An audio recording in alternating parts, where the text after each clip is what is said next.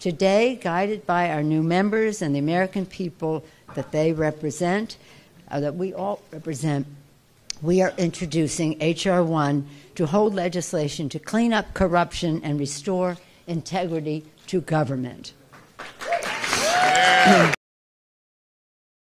Last year, when candidates were out campaigning to their constituents, new candidates and candidates were running for re-election, we heard loud and clear from the American people that they feel left out and locked out too often from their own democracy, that they want us to fight the culture of corruption, they want us to clean up Washington, fix the system, and give them their voice back. They want to be able to get to the ballot box without having to run an obstacle course. They want it to be easy, not hard, to register and vote in America. And H.R. 1 will address that concern. They want to make sure that when people come to Washington to serve, whether it's in the legislative branch or the executive branch or as a member of the judiciary, they behave themselves, they abide by ethics, they have integrity, that they're open and transparent. So H.R. 1 addresses ethical responsibility.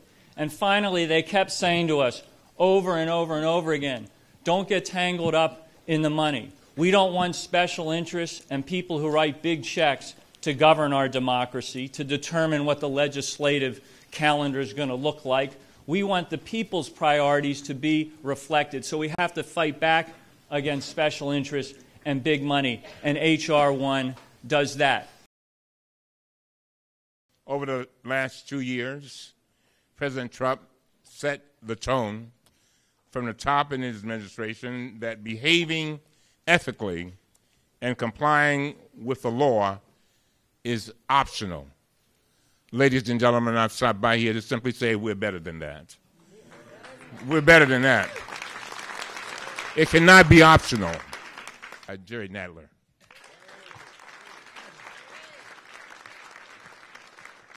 Here is what we are focusing on in our Oversight Committee, requiring the President to disclose his financial interests as soon as he takes office, or she takes office, prohibiting executive branch officials from lobbying their own agencies for 2 years after they leave, prohibiting procurement officers from going to work for companies they awarded contracts to for at least 2 years after they leave, strengthening the government's ethics watchdog, the Office of Government Ethics, and making it more independent, making any waivers from ethics rules available to the American people.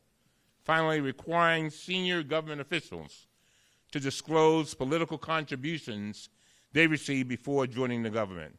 In making sure that government is of, by, and for the people in the last century, our great moral leader.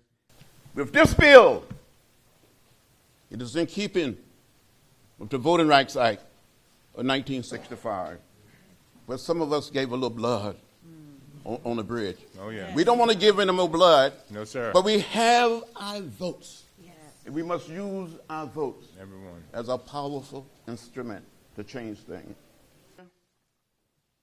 A member of the Judiciary Committee, Representative Martin.